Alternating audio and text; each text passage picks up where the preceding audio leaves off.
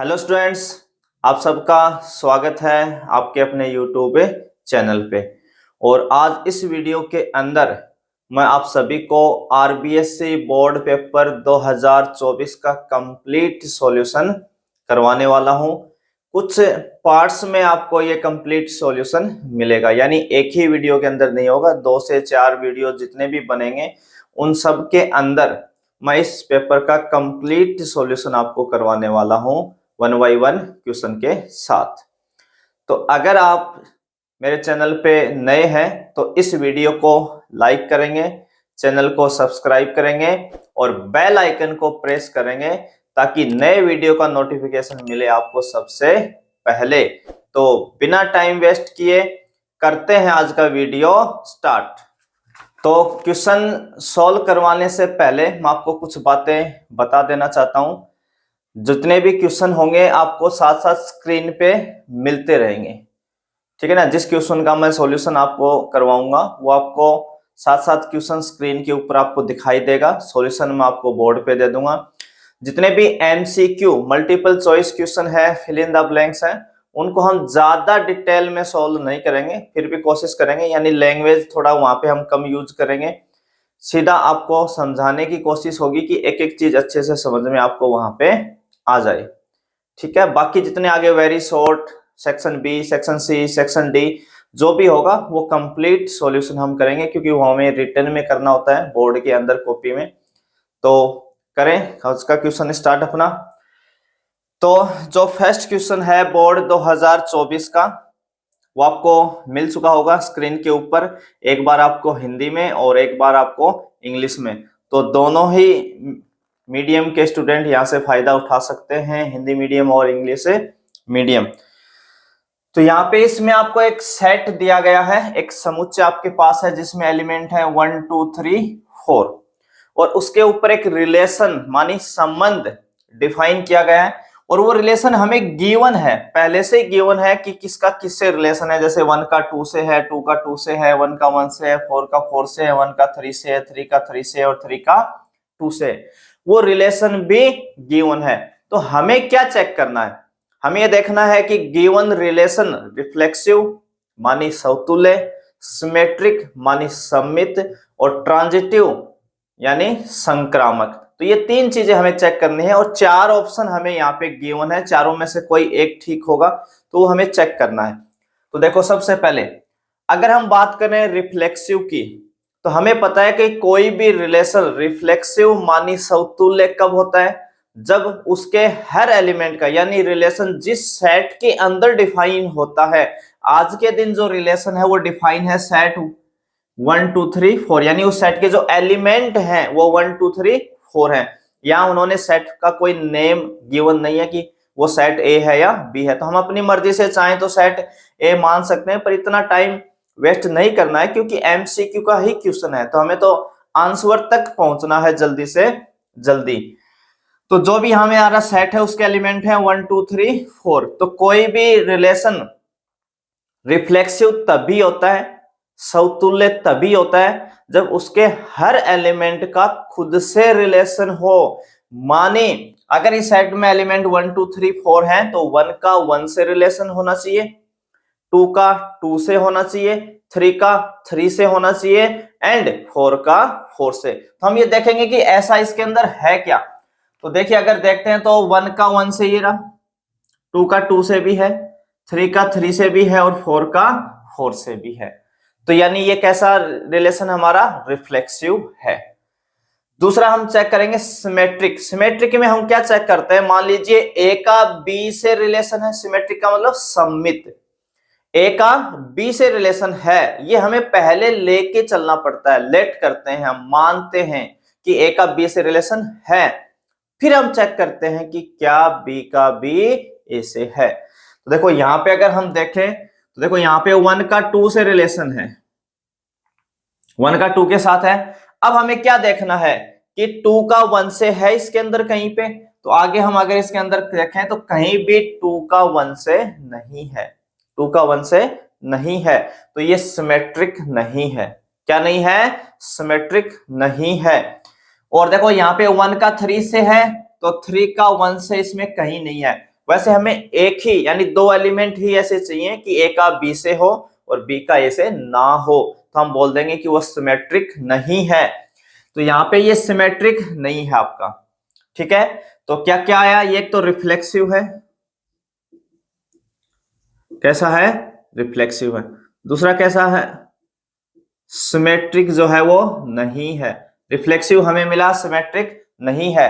और तीसरा चेक करना होता है ट्रांजिटिव यानी संक्रामक। तो संक्रामक में हम क्या देखते हैं कि ए का बी से हो, ए का बी से हो और बी का सी से हो, यानी ए का बी से रिलेशन हम लेट करते हैं और बी का सी से भी हम लेट करते हैं। फिर हम चेक करते हैं कि क्या ए का सी से है, क्या ए का सी से है, ये हम चेक करते हैं। तो देखो ट्रांजिटिव में ए का बी से जैसे हमने लिया 1 का 2 से, 1 का 2 से रिलेशन है। दूसरा हमें क्या लेना पड़ेगा, अगर इसमें देखो लास्ट एलिमेंट कितना है 2, तो आप आगे ऐसा ही एक ऑर्डर्ड पेयर लेंगे जिसका फर्स्ट एलिमेंट 2 हो, यानी यहां से आपको एक ऐसा ऑर्डर्ड पेयर उठाना है जिसका फर्स्ट एलिमेंट कौन हो, 2 हो, क्योंकि ए का बी से और बी का सी से। तो यहाँ पे 2 आया, यानी ये हमारे लिए ए की वैल्यू है और ये बी की, तो ए का बी से और बी का सी से, तो यहाँ बी की जगह कितना है 2, तो हमें ऐसा ऑर्डर्ड पेयर यहाँ मिलेगा जिसका फर्स्ट एलिमेंट 2 है, तो यानी हम दूसरा क्या लेंगे 2 2, ये भी इसके अंदर है। दो तो हमें लेने ही होते हैं कि ए का बी से और बी का सी से। तब हम चेक करते हैं कि ए का सी से, तो देखो ए कितना है यहाँ 1 और सी कितना है यहाँ 2, बिलोंग्स टू आर। तो ये 1 का 2 से हमारे पास है, ये रहा 1 का 2 से इसी के अंदर गिवन है। तो यहाँ पे ऐसे अगर हम और चेक करें 1 का 3 से, तो सेकंड एलिमेंट 3 है, तो हमें ऐसा ऑर्डर्ड पेयर लेना है जिसका फर्स्ट एलिमेंट 3 हो। तो हमारे पास ऐसे दो पेयर हैं, एक तो ये वाला है और एक ये वाला है। तो 1 का 3 से, 3 का 3 से, तो हमें क्या चेक करना था 1 का 3 से, तो ऑलरेडी इसके अंदर इंक्लूड है। 1 का 3 से, 3 का 2 से, तो क्या चेक करेंगे 1 का 2 से, तो 1 का 2 से ये गिवन है हमारे पास। ठीक है, तो ये कैसा निकला, ट्रांजिटिव भी है हमारे पास, कैसा है, ट्रांजिटिव भी है, ये ट्रांजिटिव भी है।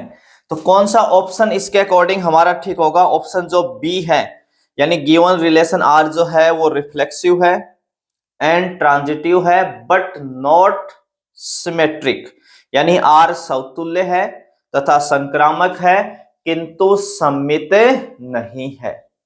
ठीक है, क्योंकि इस पे हमें एमसीक्यू के क्वेश्चन है तो थोड़ा सा शॉर्ट में ही चलेंगे चीजों को, फिर भी मैं यहाँ पे आपको रूल बताने की कोशिश कर रहा हूँ। अगर आपने पहले से 12th यानी सिलेबस कर लिया है, अपना चैप्टर आपका कंप्लीट है, तो फिर आपको कहीं प्रॉब्लम नहीं आने वाली है, आपको समझ में आ जाएगा। ठीक है, तो अब हम बढ़ते हैं अपने नेक्स्ट क्वेश्चन सेकंड की तरफ। तो चलिए क्वेश्चन नंबर सेकंड। अब सेकंड क्वेश्चन जो है वो हमारा कितना है, कोसेक इनवर्स 2। ठीक है, इसका कह रहा है कि वो प्रिंसिपल वैल्यू बता दो, मुख्य मान बता दो।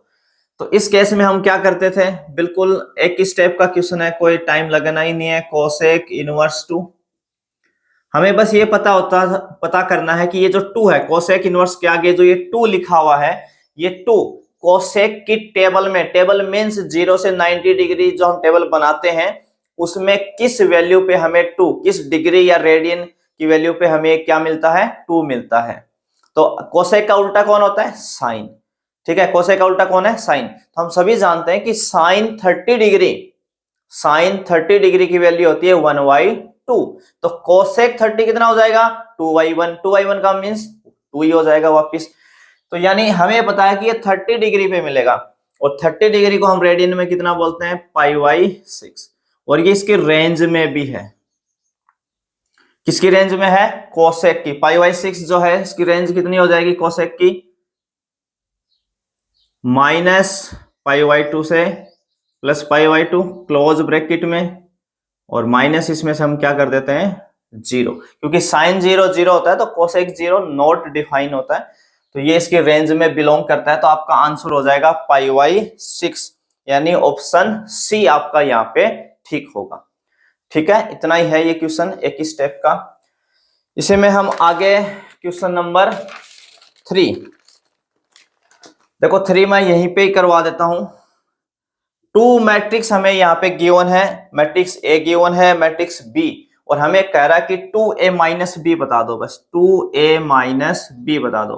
तो 2 इंटू यहाँ पे हम क्या लिखेंगे, मैट्रिक्स ए, जो हमें मैट्रिक्स ए गिवन है वो है 1 2 3 1 2 3 2 3 1 2 3 1 माइनस बी। आपको क्वेश्चन है ना साथ साथ स्क्रीन पे मिलते रहेंगे, तो वहां से आपके पास ए और बी मैट्रिक्स आपको दिख जाएगी, बाकी मैं यहाँ पे लिख भी रहा हूं। मैट्रिक्स बी कितनी है यहाँ, 3 -1 3 -1 0 और 2। ठीक है, हमें बस ये वैल्यू बतानी है। तो पहले हम सबसे पहले क्या करेंगे, 2 को इस मैट्रिक्स से मल्टीप्लाई करेंगे, और हमें इस बात का पता है कि जब भी हम किसी भी मैट्रिक्स को किसी स्केलर से, कांस्टेंट से मल्टीप्लाई करते हैं तो उस मैट्रिक्स के हर एलिमेंट को हमें मल्टीप्लाई करना होता है। ये नहीं कि स्पेशली हम किसी रो या कॉलम को मल्टीप्लाई करेंगे, हर एलिमेंट को करना है। तो 2 को हम अंदर मल्टीप्लाई कर दें, तो 1 को 2 से करेंगे 2, 2 को 2 से करेंगे 4, 2 को 3 से करेंगे 6, 2 को 2 से करेंगे 4, 2 को 3 से करेंगे 6, 2 को 1 से करेंगे तो 2, और माइनस ये वाली मैट्रिक्स आपकी है 3 -1 3 -1 0 2। जैसे आप माइनस करेंगे तो 2 में से 3 जाएगा तो कितना जाएगा, -1।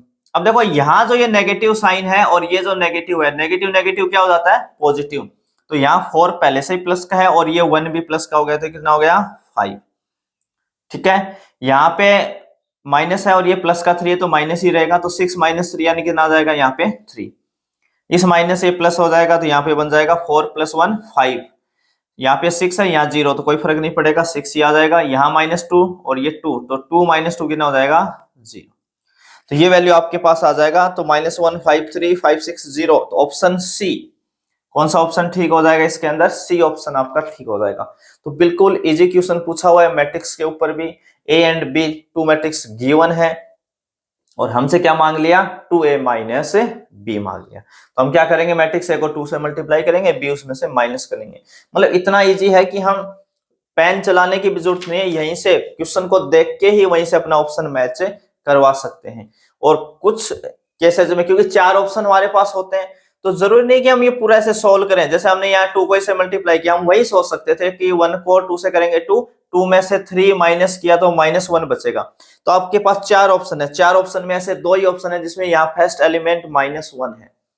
तो यानी हम 1-2 एलिमेंट मिला के भी अपना आंसर टिक के वहां पे कर सकते हैं, सभी को सोल्व करने की जरूरत नहीं है, चाहे तो टाइम बचाने के लिए। ठीक है, तो अब हम बढ़ेंगे नेक्स्ट क्वेश्चन की तरफ। तो चलिए देखते हैं अपना नेक्स्ट क्वेश्चन। हमारा अभी सेक्शन जो है वो ए चल रहा है और उसमें क्वेश्चन नंबर फर्स्ट चल रहा है। फर्स्ट के अंदर जो पहला क्वेश्चन होता है, सेक्शन ए के अंदर जो फर्स्ट क्वेश्चन होता है वो एमसीक्यू के क्वेश्चन होते हैं। सारे जो 15 क्वेश्चन आते हैं मैथ के अंदर, तो उन्हीं में फर्स्ट क्वेश्चन के अंदर पार्ट है 15, उनको हम सॉल्व कर रहे हैं। तो ये क्वेश्चन अपना डिटरमिनेंट वाले चैप्टर से है, सारणिक से है। 2/2 की यहाँ पे डिटरमिनेंट है, आपको बस सॉल्व करना और एक्स की वैल्यू बतानी है। तो बिल्कुल इजी क्वेश्चन है। 2/2 की डिटरमिनेंट को हम कैसे ओपन करते हैं, इस एलिमेंट को इससे मल्टीप्लाई करते हैं, तो 2 को 5 से करेंगे तो कितना हो जाएगा 10। इस एलिमेंट को इससे मल्टीप्लाई करते हैं तो एक अपना माइनस आता है साथ में, 4 को 3 से करेंगे तो कितना आ जाएगा 12। ऐसे इधर भी ओपन कर लेंगे, x को 5 से करेंगे तो 5x और 2x को 3 से करेंगे तो -6x। 10 में से 12 जाएंगे -2, 5x में से 6x जाएंगे -x, माइनस माइनस हो जाएगा प्लस, तो x की वैल्यू आ जाएगी यहाँ पे 2। तो कौन सा ऑप्शन ठीक हो जाएगा इसके हिसाब से, ऑप्शन ए। ऑप्शन ए यहाँ पे हो जाएगा आपका सही। तो बिल्कुल इजी क्वेश्चन पूछा हुआ है डिटरमिनेंट के ऊपर। 2/2 की जो डिटरमिनेंट है उनको इक्वल दे रखा है और x की वैल्यू, तो आपको बस ओपन करना है और सॉल्व कर देना है। इसमें 5 नंबर है सिंपल सा, इसको भी देख लेते हैं। हमें गिवन है 2x + 8y = sin x। 2x + 8y = sin x। कह रहा फाइंड dy/dx, कह रहा dy/dx बता दो। dy/dx का मतलब क्या करना है, इसका डिफरेंशिएशन करना है ना। लेसन नंबर अपना है 5, उसके अकॉर्डिंग तो इसका हम डिफरेंशिएशन कर दें, डिफरेंशिएशन कर दें विद रेस्पेक्ट टू x। तो 2x का x के रेस्पेक्ट में, देखो 2 कांस्टेंट है, हम छोड़ देते हैं कांस्टेंट को, x का x के रेस्पेक्ट में डिफरेंशिएशन मानी अवकलन 1 होता है। तो 2x का डिफरेंशिएशन हो गया 2, 3x का 3 हो जाता है, 4x का 4 हो जाता है। प्लस 8 को हम छोड़ देंगे, y का x के रेस्पेक्ट में होता है dy अपॉन dx, और साइन का डिफरेंशिएशन cos x होता है, डायरेक्ट फॉर्मूला होता है, साइन x का कितना हो जाता है cos x, सबको पता है। तो यहाँ पे 8 इंटू dy अपॉन dx, ये 2 उधर जाएगा भाई, 2 को उधर लेके चलेंगे ऑप्शन मैच कराने के लिए, उधर जाएगा तो ये हो जाएगा cos x माइनस 2, और 8 का डिवाइड कर दो तो हमें मिल गया dy अपॉन dx, और अगले ने यही पूछा हमसे अपॉन 8। तो dy अपॉन dx यानी option B cos x minus 2 upon 8, तो बी ऑप्शन यहाँ पे क्या हो जाएगा आपका, ठीक हो जाएगा। ठीक है, तो अब बढ़ते हैं नेक्स्ट क्वेश्चन की तरफ। तो चलिए देखते हैं अपना नेक्स्ट क्वेश्चन।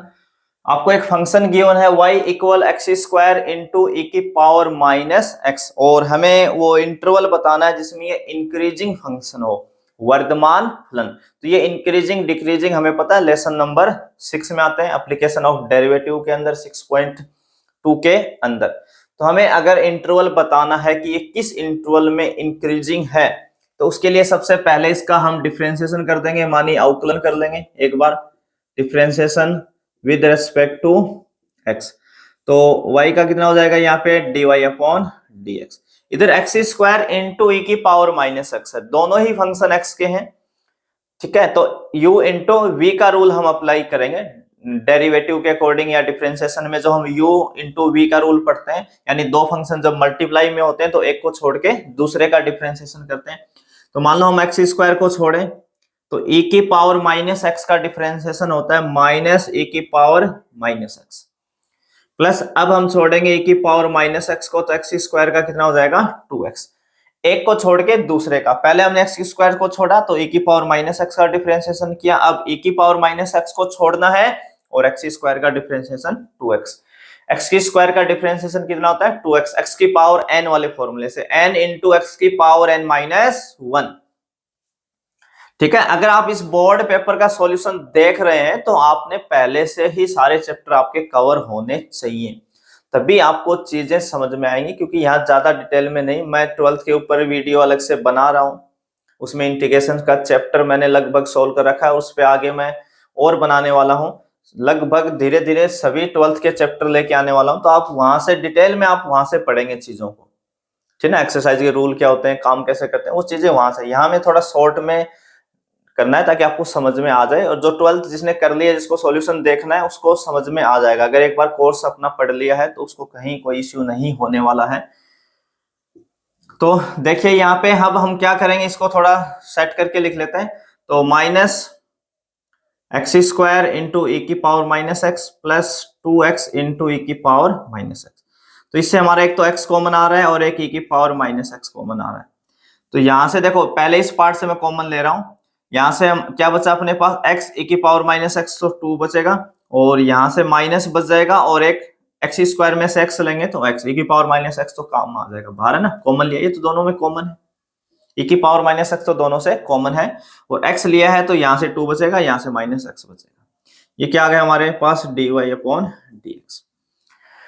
अब हमें ये बताना कि किस इंटरवल में ये इंक्रीजिंग है। अगर ये इंक्रीजिंग है, ये क्या है इंक्रीजिंग है, अगर इंक्रीजिंग है तो dy अपॉन dx यानी वर्धमान है, तो dy अपॉन dx क्या होगा, ग्रेटर देन 0 होगा। dy अपॉन dx को क्या लेंगे हम, ग्रेटर देन 0। तो dy अपॉन dx की वैल्यू कितनी है, x e की power minus x 2 minus x, ये क्या हो जाएगा ग्रेटर देन 0। अब यहाँ पे देखो तीन फंक्शन हो गए, x हो गया बाहर, e की पावर माइनस एक्स और 2 माइनस एक्स, इनमें से जो e की पावर x है, e की पावर माइनस जो x है वो ग्रेटर देन 0 होता है। ठीक है ना, एक्सपोनेंशियल फंक्शन होते हैं, ये चरघातांकी फलन होते हैं, ये हमेशा ग्रेटर देन 0 ही रहते हैं, यानी कि पावर माइनस एक्स हमेशा 0 से बड़ा होगा, और जो बड़ा है हमेशा है उसको हमें क्या चेक करना है, हमें पता ही है e की पावर माइनस एक्स हमेशा ऑलवेज क्या होता है ग्रेटर देन 0, तो फिर चेक करना ही नहीं है, हमें चेक किसको करना है, इनको करना है, x 2 minus x greater than 0। अब इसको यहां से भी सॉल्व करने के ना कई मेथड है, शॉर्ट मेथड भी है, डिटेल मेथड भी है, वो आपने कौन सा पढ़ा है क्लास के अकॉर्डिंग। तो हम 2-3 तरीके से जा सकते हैं, इन इक्वलिटी का क्वेश्चन हो गया एक तरीके से ये, तो एक तो हम नंबर लाइन वाले से, या वेवी कर्व मेथड जिसको बोलते हैं, अलग अलग नाम से कईयों ने पढ़ा होगा, वेवी कर्व मेथड, या सिंपली है जैसे हम x की यहाँ से 2 वैल्यू मिलेंगी, x का मान कितना मिलेगा 0, इस वाली वैल्यू से x की वैल्यू कितनी मिलेगी 0 और यहां से 2 माइनस एक्स इक्वल 0 यानी एक्स कितना मिलेगा 2। तो दो वैल्यू एक्स की मिली, दोनों को हम नंबर लाइन पे ले जाएं, माइनस इन्फिनिटी से प्लस इन्फिनिटी, ये 0 है और ये 2 है। अब देखो दोनों यहां भी x की पावर 1 है, अंदर भी x की पावर 1 है, तो राइट से, और x क्या है यहाँ पे, उससे पहले ना एक स्टेप आपको और सोल्व करना पड़ेगा। अगर हमें इसको माइनस एक्स है, क्या यहाँ पे माइनस एक्स है, तो आप पहले उसको पॉजिटिव बना लें। उसके लिए हम नेगेटिव कॉमन लेंगे, नेगेटिव कॉमन लेंगे तो इसको हम लिखेंगे एक्स, एक्स माइनस 2 और ग्रेटर देन की जगह क्या हो जाएगा लेस देन, क्योंकि किसी भी इनक्वलिटी की कोई इक्वेशन है अगर उसको हम नेगेटिव से मल्टीप्लाई करते हैं तो साइन ऑफ इनक्वलिटी चेंज हो जाता है, वहां पे उस साइन को हमें क्या करना होता है चेंज। तो अब यहां से एक्स की 0 और 2 वैल्यू है, अब हमें राइट से क्या बनना है प्लस माइनस प्लस। अगर जितने भी ये फैक्टर आते हैं, जितने भी ये लीनियर फैक्टर होते हैं, जैसे एक्स एक लीनियर फैक्टर है, एक्स माइनस 2 यहाँ पे लीनियर फैक्टर है, अगर उनकी पावर ओड होती है तो साइन चेंज करता हुआ आगे चलता है ना, सिंपली चेंज करता हो। तो एक्स हर जगह पॉजिटिव है तो हम राइट में हमेशा पॉजिटिव बढ़ते हैं और फिर साइन चेंज करते हुए आगे बढ़ते हैं। तो हमें इस क्वेश्चन की ऑल ओवर डिमांड क्या लेस देन है, ये क्या फंक्शन हमारा लेस देन है, लेस देन 0, और 0 से जो छोटा होता है वो क्या होता है नेगेटिव, यानी हमारा सॉल्यूशन ये वाला है। तो x कहां बिलोंग करेगा 0 से 2 में, x कहां बिलोंग करेगा 0 से 2 के अंदर। तो इसका जो इंटरवल होगा जिसमें ये इंक्रीजिंग होगा या वर्धमान होगा वो कौन सा इंटरवल आएगा 0 से 2। तो कौन सा ऑप्शन ठीक हो जाएगा, यहां से डी ऑप्शन आपका ठीक हो जाएगा। ठीक है, तो ये चीजें आपको ना आनी चाहिए, है ना, ये पहले 11th के बेसिक में पढ़ा दी जाती हैं या 12th में जब चैप्टर आप पढ़ते हैं तो वहां भी ये चीजें करवाई जाती हैं। तो ये वाला पैटर्न आपको वहां पे आना चाहिए। अगर यहाँ पे किसी को इश्यू है तो कमेंट कर देंगे, मैं अलग से एक वीडियो बना दूंगा पूरा डिटेल में कि ऐसे क्वेश्चन को कैसे सॉल्व किया जाता है। ठीक है, तो चलिए नेक्स्ट क्वेश्चन है क्वेश्चन नंबर 7, यानी फर्स्ट क्वेश्चन के अंदर 7 नंबर जो हमारा पार्ट है ये इंटीग्रेशन के ऊपर है, अपना लेसन है यहाँ पे ये 7, समाकलन integration sec square x upon cos x square x, sec square x upon cos x square x. अब देख के कई यहाँ पे कंफ्यूज हो सकते हैं पर बिल्कुल इजी क्वेश्चन है। sec स्क्वायर को हम लिख सकते हैं 1 upon cos square x, upon में cos x स्क्वायर को लिख सकते हैं 1 अपॉन sin स्क्वायर। जब आप इनको पलट देंगे तो क्या बन जाएगा 1 अपॉन cos स्क्वायर एक्स, और ये पलट क्या आएगा तो कितना हो जाएगा sin स्क्वायर एक्स अपॉन 1। या और भी शॉर्ट में समझ सकते हैं कि सेक्स स्क्वायर को नीचे ले आए तो cos स्क्वायर में, और cos x स्क्वायर ऊपर चला जाएगा तो sin स्क्वायर में। तो sin square upon cos square कितना होता है tan स्क्वायर, सब जानते हैं कि sin square upon cos square कितना होता है tan स्क्वायर। आप सब्जी वाले से पूछोगे वो भी बता देगा कि sin square upon cos square कितना होता है tan स्क्वायर। अब यहाँ पे आपने पढ़ा होगा कि अगर हमारे पास ट्रिग्नोमेट्रिक फंक्शन है और मुझे उसका इंटीग्रेशन करना है और उसकी पावर 2 आ जाए, जैसे sin square, cos square, tan square, cot square, sec square और cos x स्क्वायर, 6 फंक्शन हो गए अपने ट्रिग्नोमेट्रिक जिन पे पावर क्या हो 2, तो मुझे जो फॉर्मूले मिलते हैं, ठीक है ना, वो केवल 2 के ही मिलते हैं। मैं 2 को ही डायरेक्ट जानता हूं, एक तो sec स्क्वायर का tan x होता है और एक cos x स्क्वायर का माइनस cot x होता है। बाकी 4 फंक्शन का डायरेक्ट इंटीग्रेशन नहीं होता है, ये मुझे पता होना चाहिए, मुझे हर बात पता होनी चाहिए। तो इसका मतलब मुझे यहाँ पे कुछ ऐसा करना है कि या तो पावर को रेड्यूस करूं, कम करूं ताकि मुझे इंटीग्रेशन का फॉर्मूला मिले, या कुछ ऐसा ट्रिग्नोमेट्रिक फॉर्मूला लगा के उसको चेंज कर दूं कि उसका फॉर्मूला फिर मुझे आगे पता हो। तो ये अगर आपको डिटेल में इंटीग्रेशन पढ़ना है तो काफी वीडियोस के ऊपर पढ़े हैं मेरे पहले से ही। तो tan स्क्वायर कितना होता है sec स्क्वायर x माइनस 1 हम लिख सकते हैं, ये 10th में ही पढ़ लेते हैं छोटी क्लास के अंदर ही कि 1 प्लस tan स्क्वायर कितना होता है sec स्क्वायर। तो हम tan स्क्वायर की जगह क्या लिख लेंगे sec स्क्वायर x माइनस 1। अब हमें पता है कि sec स्क्वायर x का इंटीग्रेशन होता है tan x माइनस 1 का, ये माइनस 1 का मतलब है 1 डॉट dx, देखो बाहर dx मल्टीप्लाई में है 1 डॉट dx, और dx का इंटीग्रेशन होता है x, और प्लस से सी कर देंगे भाई।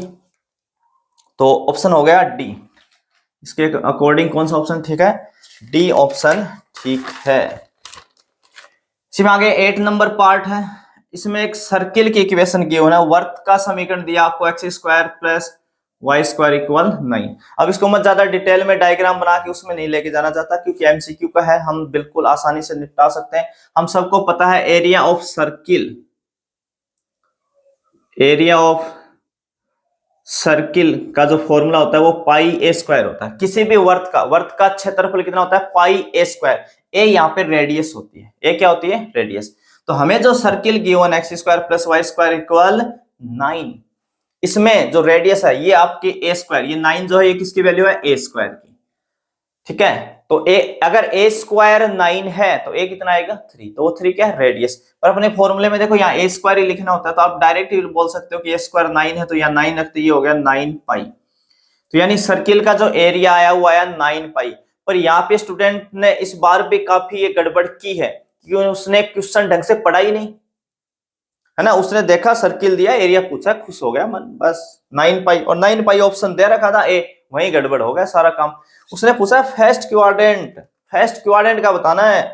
9 पाई तो आपका ये चारों क्वाड्रेंट का एरिया है टोटल, ये 9 पाई ये चारों का है, आपको केवल फर्स्ट क्वाड्रेंट का पूछा है, एक हिस्से का पूछा, 4 हिस्से हैं टोटल, चारों हिस्सों का है 9 पाई स्क्वायर यूनिट। आपको पूछा एक का ही, तो आपको इसमें ना 4 का डिवाइड करना था, 4 का क्या करना था यहाँ पे डिवाइड। काफी स्टूडेंट ने ये गड़बड़ की है, हुई है क्वेश्चन ना पढ़ने की वजह से, जल्दबाजी करने की वजह से। तो क्वेश्चन को हमेशा बोर्ड में अच्छे से पढ़ें, क्योंकि ऑप्शन वो उसके हिसाब से भी मैच कराता है अंदर।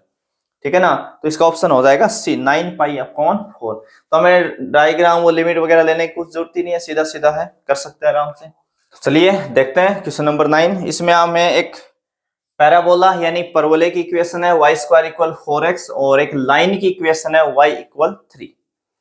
लाइन की इक्वेशन कितनी है, y इक्वल 3, और y एक्सिस का भी हमें यूज करना है। इससे जो भी बाउंडेड एरिया आएगा वो हमें बताना है। तो चलो इसका डायग्राम आपको बताता हूं। हमें पता है कि पैराबोला, आपने नोटिस किया होगा 4 स्टैंडर्ड फॉर्म होती है, हम 11th के अंदर पढ़ते हैं कि कोई भी पैराबोला है, परवलय है, उसकी 4 स्टैंडर्ड फॉर्म होती है। मानक समीकरण y square equal 4x, y square equal -4x, x square equal 4ay और x स्क्वायर इक्वल -4ay। हम 12th में 2 यूज करते हैं अपने पॉजिटिव वाले, जितने भी क्वेश्चन है सारे उसी के ऊपर बेस्ड है। अगर इसको याद करने के तरीके सबके अपने अपने फंडे होते हैं। अगर y स्क्वायर का टर्म है तो ये x एक्सिस के सिमेट्रिक चलता है, x एक्सिस के साथ बनता है, सी शेप बनती है इसकी। और अगर एक्स स्क्वायर का टर्म हो तो वाई एक्स के सिमेट्रिक यानी यू वाली शेप बनती है। तो इसमें वाई स्क्वायर का टर्म है तो ये सी शेप बनेगी ना, ऐसे चलेगा वाई एक्स एक्स के साथ। ठीक है, और लाइन है y इक्वल 3। जब भी x के इक्वल कोई कांस्टेंट हो, y के इक्वल कोई कांस्टेंट हो, तो लाइन हमेशा पैरेलल हो जाती है। अगर y के इक्वल कांस्टेंट वैल्यू है तो वो x एक्स के पैरेलल जाएगी। तो यानी ये लाइन ये आपकी y इक्वल 3 वाली है। इस लाइन को हम क्या बोलेंगे, y इक्वल 3, जो x एक्स के पैरेलल है। भाई यहाँ x0 y0 ऊपर चलेंगे तो y1 y2 y3 वो आप कहीं भी ले लें, उससे कोई फर्क नहीं पड़ना। तो इसने क्या क्या कहा, इस केस में क्या क्या कहा हमें कि एक तो इस पैराबोला का यूज होना चाहिए, इस लाइन का यूज होना चाहिए, और y एक्स भी आनी चाहिए। तो देखो ये एरिया बाउंडेड बनेगा, एरिया बाउंडेड भी होना चाहिए। एरिया कैसा होना चाहिए, बाउंडेड, परिबद्ध, बंद होना चाहिए हर तरफ से, जिसमें सबका यूज हो, पैराबोला का यूज हो, लाइन का यूज हो, और y एक्सिस भी उसमें इंक्लूड हो। तो सब चीजें इंक्लूड है यहाँ पे। तो यहाँ पे जो रिक्वायर्ड एरिया आएगा, रिक्वायर्ड जो एरिया आएगा उसकी लिमिट होगी। देखो यहां से हम चलेंगे y एक्स पे चलेंगे तो यहाँ कितना है 0, और 0 से कहां तक जाना पड़ा हमें 3 तक। और y एक्स के अकॉर्डिंग ले रहे हैं तो हम क्या लेंगे, x dy। y एक्स पे लेते हैं तो क्या फॉर्मूला होता है x dy, और वो x एक्स पे लिमिट लेते हैं तो y dx लिखते हैं, x dy ऑफ पैराबोला। किसका लेना भाई, x पैराबोला से लेना। और पैराबोला की इक्वेशन में x की वैल्यू देखो यहां से कितनी आएगी, यहां से x की वैल्यू कितनी आ जाएगी, y square upon 4 into dy। तो ये 1/4 तो कांस्टेंट है, बाहर आ जाएगा। y स्क्वायर का इंटीग्रेशन हो जाएगा y की क्यूब अपॉन 3, लिमिट है 0 से 3, 1/4 कितना आ जाएगा ये। y स्क्वायर का इंटीग्रेशन कितना होता है, y की पावर 3 अपॉन 3। इंटीग्रेशन में हम पावर इंक्रीज करते हैं, है ना। x की पावर n का इंटीग्रेशन कितना होता है, x की पावर n+1 अपॉन n+1, यानी पावर 2 है तो 3 हो जाएगी, उतना ही डिवाइड में आता है 3। तो यहाँ हम y की वैल्यू रखेंगे 3, तो ये 3 की पावर हो गया 3 की पावर 3 यानी 27 अपॉन 3, -0 पे तो ये 0 ही हो जाएगा। इसको 9 टाइम कैंसिल करेगा तो ये यानी 9/4। तो 9/4 ऐसा ऑप्शन है अपने पास, बी ऑप्शन। कौन सा ऑप्शन ठीक होगा इसके अकॉर्डिंग, बी। ठीक है, छोटा सा क्वेश्चन है, इजी है। बाकी इस चैप्टर में 8 चैप्टर में एप्लीकेशन ऑफ इंटीग्रेशन के अंदर लिमिटेड क्वेश्चन ही है, और वो सारे इजी क्वेश्चन है, बाकी पार्ट तो हटा ही दिया हमारा। तो बिल्कुल इजी सा क्वेश्चन है। इसी में आगे हम 10 नंबर पे देखते हैं, 10 नंबर वाला। इसमें एक हमें डिफरेंशियल इक्वेशन गिवन है ds अपॉन dt, इसकी पावर है 4 plus 3s into d2s upon d2 equal 0। और ये कह रहा है इसकी डिग्री बता दो। क्या बता दो? डिग्री। घात पूछ रहा है, ऑर्डर नहीं पूछ रहा हमसे, केवल डिग्री पूछी है। तो इसका ऑर्डर कितना है? अगर हम ऐसे भी बात करें तो ऑर्डर कितना, यानी इस पूरी क्वेश्चन में हाईएस्ट डिफरेंशिएशन कहां किया गया? यहाँ 2 बार, है ना। इसका ऑर्डर 2 है, कोटि 2 है, पर हमसे तो घात पूछी है। तो हम सबको पता है कि जहां से हम ऑर्डर ऑर्डर को पढ़ते हैं या ऑर्डर को स्टडी करते हैं, डिफाइन करते हैं, वहीं से हमें क्या देखनी होती है? डिग्री। उसी की डिग्री देखनी होती है। तो d2s अपॉन dt2 की डिग्री कितनी है? 1। तो इसकी जो डिग्री है वो 1 है, घात है वो कितनी है? 1 है। तो इसके हिसाब से ऑप्शन कौन सा ठीक है? इसका ए ऑप्शन ठीक है। सीधा सीधा क्वेश्चन है, सबको पता है, कर देंगे आराम से, कोई दिक्कत नहीं। तो 9 10 हो गया। अब बढ़ते हैं हम 11 की तरफ। 11 जो है उसमें हमें कह रहा है कि एक सुनेतर सदिश है, A vector is a non zero vector of magnitude A and lambda is non zero scalar then lambda is a unit vector. वो कह रहा है, हमें गिवन है कि लैम्डा ए जो है वो एक यूनिट वेक्टर है। यूनिट वेक्टर का मतलब मात्रक सदिश, इकाई सदिश। तो कोई भी वेक्टर अगर यूनिट वेक्टर है तो उसका मैग्नीट्यूड 1 हो जाता है। क्या हो जाता है? मैग्नीट्यूड 1 हो जाता है। तो यानी लैम्डा ए का मैग्नीट्यूड कितना हो जाएगा? 1। तो हम चाहे तो लैम्डा का मैग्नीट्यूड अलग निकाल सकते हैं, वेक्टर ए का मैग्नीट्यूड अलग निकाल सकते हैं, कोई फर्क नहीं पड़ना। क्वेश्चन में गिवन है कि वेक्टर जो ए है उसका मैग्नीट्यूड ए है। देखो, किसी भी वेक्टर का मैग्नीट्यूड लिखने के 2 पैटर्न होते हैं ना, नोटेशन, एक तरीके से बोले तो नोटेशन का यूज करते हैं। या तो उस वेक्टर के बाहर हम मॉडुलस वाला साइन यूज कर लेते हैं, या सिंपल एरो हटा के लिख लेते हैं, एक ही बात है। ये भी मैग्नीट्यूड को डिनोट करता है, ये भी मैग्नीट्यूड को डिनोट करता है, यानी परिमाण को डिनोट करता है। तो इन्होंने कहा है कि ए का मैग्नीट्यूड ए ले लें ताकि आपका ऑप्शन मैच हो जाए। तो यहाँ से ए बराबर कितना आ जाएगा? 1 अपॉन लैम्डा का मैग्नीट्यूड।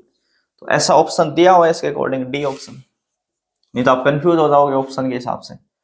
ठीक है, तो बिल्कुल सिंपल सा क्वेश्चन दिया हुआ है। 10 12 कह रहा है वाई एक्स की डायरेक्शन कोसाइन बता दो। सबको पता है, सबको पता है, बच्चे को पता है कि वाई एक्स की जो डायरेक्शन कोसाइन होती है वो 0 1 0 होती है। एक्स एक्स की डायरेक्शन कोसाइन 1 0 0, वाई एक्स की 0 1 0 और जेड एक्स की डायरेक्शन कोसाइन 0 0 1, सबको पता है। बिल्कुल इजी सा क्वेश्चन है, इसमें तो कुछ बताना ही नहीं। 12 का हो गया। 13 नंबर देखो, 13 में क्या कह रहा है? The direction cosine of the line passing through 2 point. हमें वो 2 पॉइंट क्या गिवन है? एक तो पॉइंट गिवन है -2 4 और -5, और सेकंड पॉइंट है 1 2 3। कह रहा है इन दोनों पॉइंटों से जो लाइन पास हो रही है उसकी डायरेक्शन कोसाइन बता दो। क्या बता दो? Direction cosine.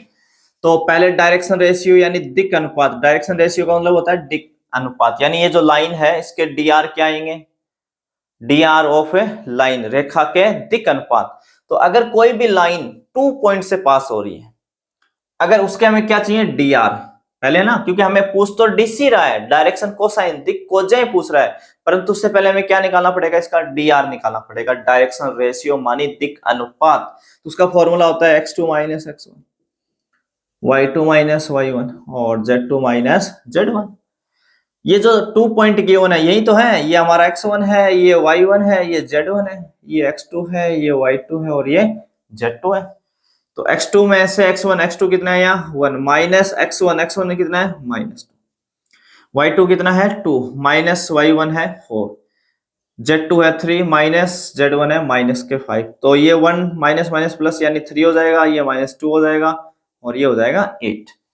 तो ये हमारे क्या है? dr आते हमें क्या मिल गया? a b c। किसकी वैल्यू मिल गई हमें? ये a का मान हो गया, ये b का और ये c का। सबको पता है dr को किससे डिनोट करते हैं? a b c से। पर हमसे क्या पूछा उसने? dc, direction cosine of line. तो अगर हमारे पास ABC है तो LMN निकालने के क्या क्या फॉर्मूले होते हैं? L इक्वल कितना था? a अपॉन रूट में a square plus b square plus c square, यही था। m इक्वल कितना हो जाएगा? b अपॉन रूट में a square plus b square plus c square, और n इक्वल हो जाएगा c अपॉन रूट में a square plus b square plus c square, सबको पता है। अब यहाँ पे देखो ये ABC तो आ ही गया, तो a का मान कितना आया? 3 अपॉन रूट में 3 का स्क्वायर कितना हो जाएगा? 9, 2 का कितना हो जाएगा? 4 और ये कितना हो जाएगा? 64।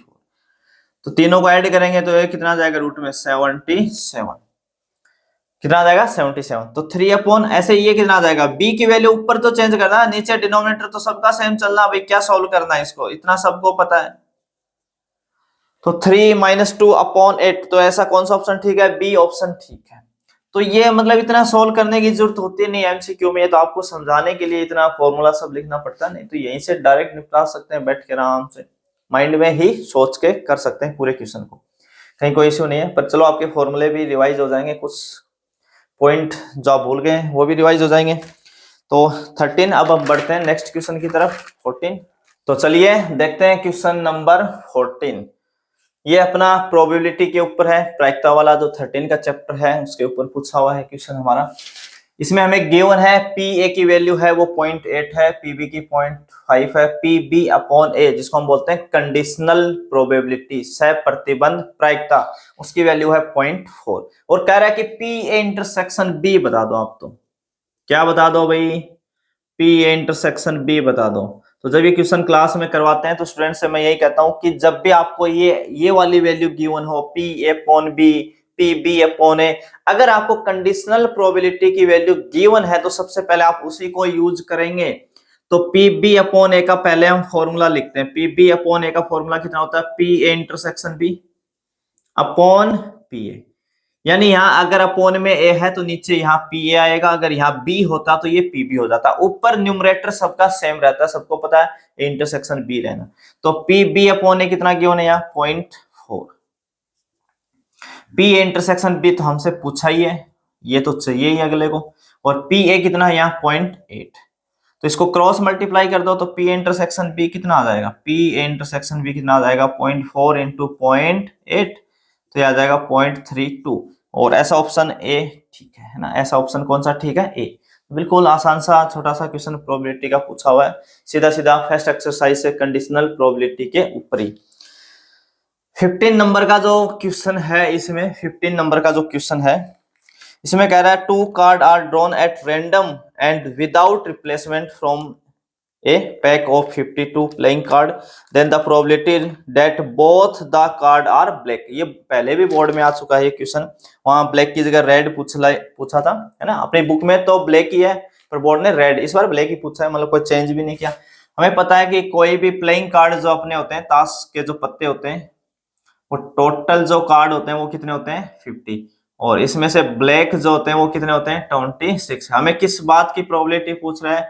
बोथ कार्ड ब्लैक, है ना? दोनों ही कार्ड कैसे होने चाहिए? ब्लैक। तो क्या आएगा? और कह रहा है विदाउट रिप्लेसमेंट, विदाउट रिप्लेसमेंट यानी बिना प्रतिस्थापन, यानी आपने जो कार्ड खींच लिया, जो कार्ड आपने निकाल लिया वो बाहर ही रहेगा, पीछे जो रिमेनिंग कार्ड है उनमें से आपको निकालना पड़ेगा सेकंड कार्ड, है ना? वापस नहीं मिलाना, विदाउट रिप्लेसमेंट। तो हमें पता है कि दोनों ही कार्ड ब्लैक चाहिए, तो अगर black card, first black card आएगा तो वो किस में से निकलेगा? 26 अपॉन उस केस में टोटल कितने? 52, टोटल कार्ड 52 है। अब हमें पता है कि एक ब्लैक मैंने निकाल लिया, तो पीछे अब ब्लैक कितने बचे? 25, क्योंकि मुझे वापस तो मिलाना नहीं है, विदाउट रिप्लेसमेंट की बात कर रहा है, तो यानी पीछे कितने बचेंगे? 25। तो सेकंड कार्ड ब्लैक चाहिए तो 25, पर टोटल में हमें से भी तो कम हो गया ना भाई, टोटल 52 थे, आपने एक कार्ड निकाला, चाहे वो कैसा भी निकाला, तो अब कितने बचे? 51।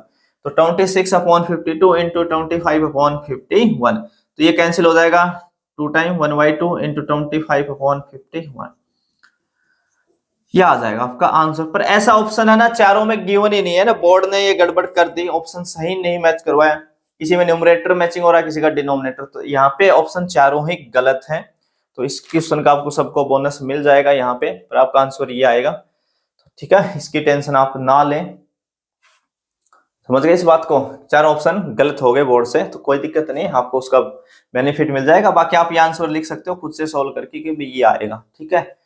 तो ये थे अपने एमसीक्यू, यानी क्वेश्चन नंबर जो फर्स्ट है उसका जो फर्स्ट पार्ट है, जिसमें एमसीक्यू के 15 क्वेश्चन आते हैं 1 मार्क्स के, उन सब का आपका सॉल्यूशन है। छोटे छोटे क्वेश्चन है, इसलिए हम थोड़ा सा यहाँ फास्ट भी चलें, थोड़ा आगे जब डिटेल में लिखने आएंगे तो उसमें पूरा हम लिख के सोल्व करेंगे, सारी चीजें डिस्कस करेंगे। पर आपके पहले से ये चैप्टर पढ़े हुए होने चाहिए, तो ही चीजें आपको अच्छे से समझ में आएंगी।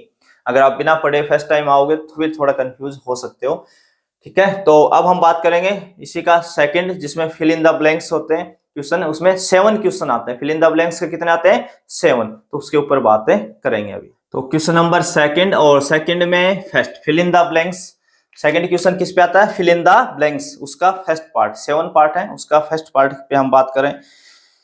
कह रहा है साइन इनवर्स एक्स का डोमेन बता दो। बस सिंपल सा पूछा है अपना लेसन 2 इनवर्स ट्रिग्नोमेट्रिक फंक्शन वाले से। साइन इनवर्स एक्स का डोमेन, डोमेन प्रांत, डोमेन का मतलब होता है भाई प्रांत, domain of sine inverse x. तो आपको डायरेक्ट पता है -1 से +1 होता है।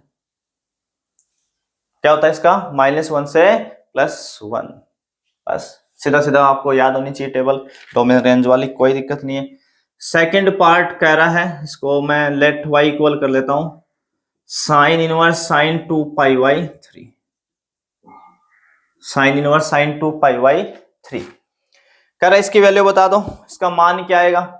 तो मैंने पहले ही बता रखा है कि अगर आपको सब कुछ बना बनाया दे रहा है, यानी बाहर साइन इनवर्स है अंदर साइन है, तो वो धोखा है। वो क्या है, धोखा, आपकी आंखों का धोखा है। कई क्या यहाँ पे खुश हो जाते हैं कि सर देखो कितना इजी मिला, बाहर साइन इनवर्स है, साइन से कैंसिल हो गया, मेरे तो फॉर्मूला मुझे याद है, साइन इनवर्स अंदर साइन एक्स है तो मैं एक्स लिख देता हूँ, या साइन इनवर्स साइन थीटा है तो थीटा। पर वो तभी होता है जब आपकी वैल्यू रेंज के अंदर हो। तो यहां जो है ना ये 2π/3, 2π जो 3 है वो नॉट बिलोंग्स टू -π/2, इसके रेंज में नहीं है भाई, प्रिंसिपल वैल्यू के अंदर नहीं आती है। तो ये अगर सब कुछ बना बनाया दे रहा है तो अलर्ट हो जाना, वो धोखा है। तो इस केस में हम क्या करते हैं, इस केस में हम इसको ब्रेक करते हैं, यानी एंगल को छोटा करते हैं। और ये ब्रेक करने का पैटर्न किसके अकॉर्डिंग, क्वाड्रेंट की हेल्प लेते हैं वहां पे। तो ये जो 2π/3 है इसको हम लिख सकते हैं पाई -π/3, एक ही बात है। आप एलसीएम लेंगे 3 तो ये हो जाएगा 3π - π यानी 2π/3। ठीक है, तो ये जैसे 1/2 को हम क्या लिख सकते हैं, 1 - 1/2, 1 में से हाफ कम कर देंगे तो हाफ ही बचेगा। तो यानी उस एंगल को छोटा करना होता है, ब्रेक करना होता है। अब यहाँ पे हम क्वाड्रेंट को अप्लाई करते हैं, यहाँ पे आके हम क्या अप्लाई करते हैं, क्वाड्रेंट। हमें पता है साइन 180 - थीटा, पाई का मतलब 180 माइनस थीटा, तो 180 माइनस थीटा, 180 माइनस थीटा कौन से क्वाड्रेंट में होता है, सेकंड में। और सेकंड में साइन और कोसेक होते हैं पॉजिटिव, तो साइन एक तो पॉजिटिव साइन देगा, दूसरा 180 पे फंक्शन में नो चेंज होता है, सबने 11th में क्वाड्रेंट पढ़ा हुआ है, नो चेंज होता है, तो यह आ जाएगा साइन π/3। अब आप साइन इनवर्स को साइन से कैंसिल कराएंगे तो π/3 बचेगा, और क्योंकि ये बिलोंग करता है रेंज में है ना, इसकी रेंज में आएगा -π/2 से +π, तो कोई प्रॉब्लम नहीं है। ठीक है, समझ गए। तो ये इसकी वैल्यू होगी। एक और का थर्ड पार्ट जो है वो भी बिल्कुल सिंपल सा पूछा हुआ है, फिल इन द ब्लैंक्स में cos इनवर्स √3/2 की प्रिंसिपल वैल्यू मांग रहा है। प्रिंसिपल वैल्यू तो हमें ये सोचना है कि √3/2 cos की टेबल में कहां मिलता है, कहां मिलता है √3/2, तो ये मिलता है 30 डिग्री। cos जो 30 डिग्री होता है वो कितना देता है अपने को, √3/2। तो 30 डिग्री मतलब रेडियन में कितना बोलेंगे, π/6, और ये बिलोंग करता है 0 से π। cos की जो रेंज होती है, cos इनवर्स की जो रेंज होती है वो 0 से π होती है। ठीक है, बस इतना ही था। 4 नंबर में y इक्वल है cos √x, cos √x, और कह रहा है फाइंड dy/dx, यानी हमसे डिफरेंशिएशन मांग रहा है। एक स्टेप का क्वेश्चन है, तो इसका differentiation with respect to x, तो y का कितना होता है x के रेस्पेक्ट में, dy/dx। cos का कितना होता है, माइनस साइन, आगे जो भी दिया हुआ है कोई दिक्कत नहीं, एंगल √x है तो √x रहेगा। फिर हमें इस इनसाइड फंक्शन का है ना, रूल क्या होता है, डिफरेंशिएशन करने का रूल क्या होता है, सबसे पहले पावर का, फिर फंक्शन का, और फिर इनसाइड फंक्शन का। तो पावर तो यहाँ पे 1 ही है तो कोई दिक्कत नहीं है, सीधा फंक्शन का कर दिया। अब इस इनसाइड फंक्शन का, तो √x का डिफरेंशिएशन होता है 1/2 इंटू √x, हो गया माइनस के साइन √x/2 इंटू √x। बस एक स्टेप का क्वेश्चन है। ये था भाई 4 नंबर है ना। 5 नंबर की अब बात करेंगे। आपको कह रहा है the rate of change of the area of circle with respect to its radius r at r equal 3 centimetre.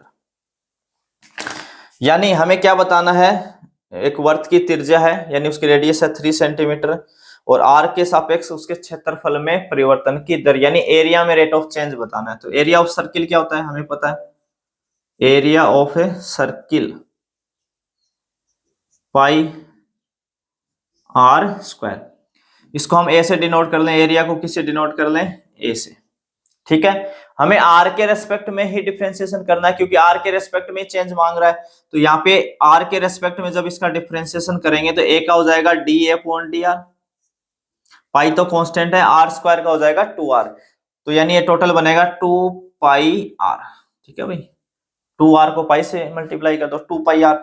और कितने पे मांग रहा है हमसे, कह रहा है कि जब रेडियस 3 हो जाए तो यहाँ आर बराबर कितना रख देंगे इसमें 3, तो 2 पाई इंटू 3 ये हो जाएगा 6 पाई सेंटीमीटर स्क्वायर पर सेकंड। यूनिट जरूर लिखें, नहीं तो फिर आधा नंबर तो वैसे ही यहाँ से कैंसिल हो जाएगा आपका, था ना। यूनिट आपको जरूर लिखनी है, आर का 3 रखें। ऊपर देखो एरिया है, तो एरिया की यूनिट क्या आती है सेंटीमीटर स्क्वायर, भाई जो भी यूनिट है वो स्क्वायर आ जाएगी। और नीचे आर है, वो रेडियस है, वो लेंथ है, तो सेंटीमीटर लग जाएगा, सिंपल आपका।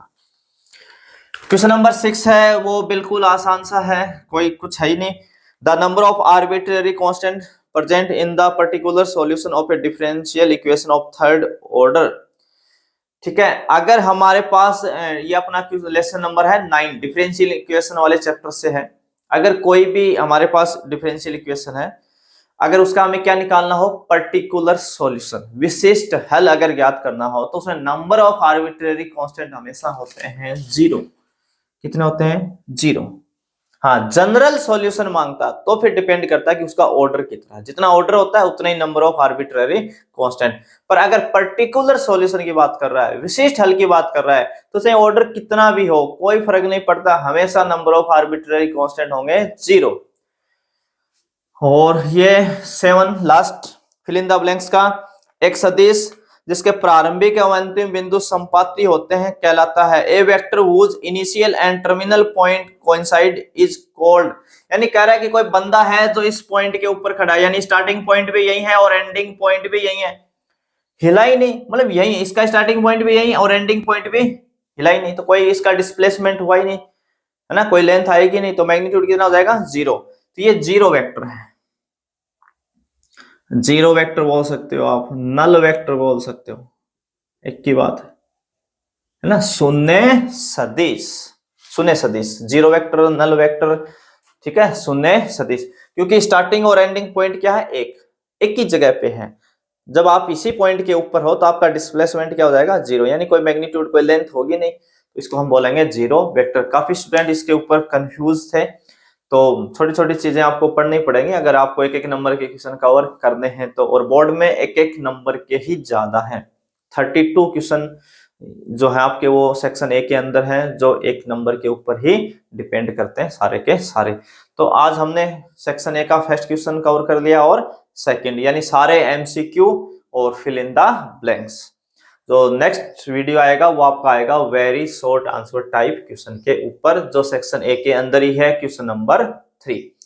तो फिर मिलते हैं एक नए वीडियो में, तब तक आप सभी का धन्यवाद।